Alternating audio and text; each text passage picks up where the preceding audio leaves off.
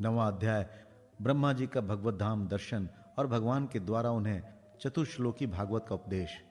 श्री सुखदेव जी ने कहा, परीक्षित, जैसे स्वप्न में देखे जाने वाले पदार्थों के साथ उसे देखने वाले का कोई संबंध नहीं होता, वैसे ही देहादि से अतीत अनुभव स्वरूप आत्मा का माया के बिना दृश्य पदार्थों के साथ कोई संबंध नहीं हो सकता।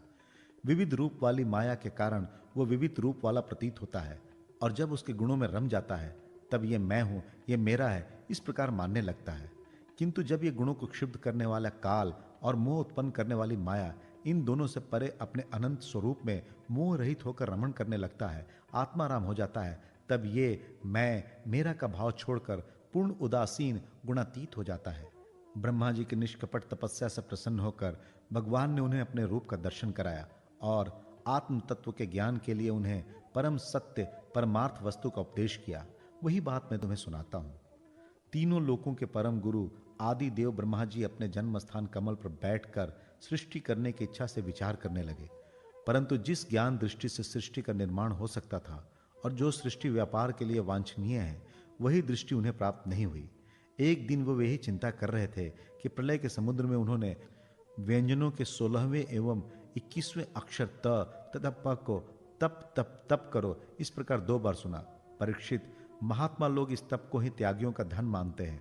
यह सुनकर ब्रह्मा जी ने वक्ता को देखने की इच्छा से चारों ओर देखा, परंतु वहां दूसरा कोई दिखाई न पड़ा।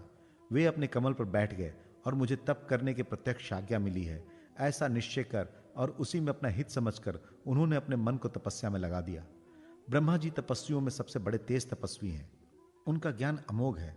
उन्होंने उस समय 1 सहस्त्र दिव्य वर्ष पर्यंत एकाग्र चित्त से अपने प्राण, मन, कर्मेंद्रिय और ज्ञानेंद्रियों को वश में करके ऐसी तपस्या की जिससे वे समस्त लोकों को प्रकाशित करने में समर्थ हो सके। उनकी तपस्या से प्रसन्न होकर भगवान ने उन्हें अपना वो लोक दिखाया जो सबसे श्रेष्ठ है और जिससे परे कोई दूसरा लोक नहीं है। उस लोक में किसी भी प्रकार के क्लेश, मोह और भय नहीं है। जिन्हें कभी एक बार भी उसके दर्शन का सौभाग्य प्राप्त हुआ है, वे देवता बार बार उसकी स्तुति करते रहते हैं। वहां रजोगुण, तमोगुण और इनसे मिला हुआ सत्व गुण भी नहीं है। वहां न काल की दाल गलती है और न माया ही कदम रख सकती है। फिर माया के बाल बच्चे तो जा ही कैसे सकते हैं। वहां भगवान के वह पार्षद निवास करते हैं जिनका पूजन देवता और दैत्य दोनों ही करते हैं। उनका उज्ज्वल आभा से युक्त श्याम शरीर, शतदल कमल के समान कोमल नेत्र और पीले रंग के वस्त्र से शोभायमान है। अंग अंग से राशि राशि सौंदर्य बिखरता रहता है। वे कोमलता की मूर्ति हैं। सभी की 4-4 भुजाएं हैं। वे स्वयं तो अत्यंत तेजस्वी हैं ही, मणि जटित स्वर्ण के प्रभा में आभूषण भी धारण किए रहते हैं। उनकी छवि मूंगे, वैदुर्य मणि और कमल के उज्जवल तंतु के समान है। उनके कानों में कुंडल, मस्तक पर मुकुट और कंठ में मालाएं शोभायमान हैं। जिस प्रकार आकाश बिजली सहित बादलों से शोभायमान होता है, वैसे ही वो लोक मनोहर कामनियों की कांति से युक्त महात्माओं के दिव्य तेजोमय विमानों से स्थान स्थान पर सुशोभित होता रहता है। उस वैकुंठ लोक में लक्ष्मी जी सुंदर रूप धारण करके अपनी विविध विभूतियों के द्वारा भगवान के चरण कमलों की अनेकों प्रकार से सेवा करती रहती हैं। कभी कभी जब वे झूले पर बैठकर अपने प्रियतम भगवान की लीलाओं का गायन करने लगती हैं, तब उनके सौंदर्य और सुरभि से उन्मत्त होकर भौरे स्वयं उन लक्ष्मी जी का गुणगान करने लगते हैं। ब्रह्मा जी ने देखा कि उस दिव्य लोक में समस्त भक्तों के रक्षक लक्ष्मीपति, यज्ञपति और विश्वपति भगवान विराजमान हैं। सुनंद, नंद, प्रबल और अहर्ण आदि मुख्य मुख्य पार्षदगण उन प्रभु की सेवा कर रहे हैं। उनका मुख कमल प्रसाद मधुर मुस्कान से युक्त है। आंखों में लाल लाल डोरियां हैं। बड़ी मोहक और मधुर चितवन है। ऐसा जान पड़ता है कि अभी अभी अपने प्रेमी भक्त को अपना सर्वस्व दे देंगे। सिर पर मुकुट, कानों में कुंडल और कंधे पर पीतांबर जगमगा रहे हैं। वक्षस्थल पर एक सुनहरी रेखा के रूप में श्री लक्ष्मी जी विराजमान है और सुंदर 4 भुजाएं हैं।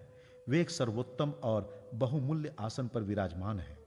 पुरुष, प्रकृति, महतत्व, अहंकार, मन, 10 इंद्रिय, शब्दादि 5 तन्मात्राएं और पंचभूत, ये 25 शक्तियां मूर्तिमान होकर उनके चारों ओर खड़ी है। समय, ऐश्वर्य, धर्म, कीर्ति, श्री, ज्ञान और वैराग्य, इन 6 नित्य सिद्ध स्वरूपभूत शक्तियों से वे सर्वदा युक्त रहते हैं। उनके अतिरिक्त और कहीं भी ये नित्य रूप से निवास नहीं करती।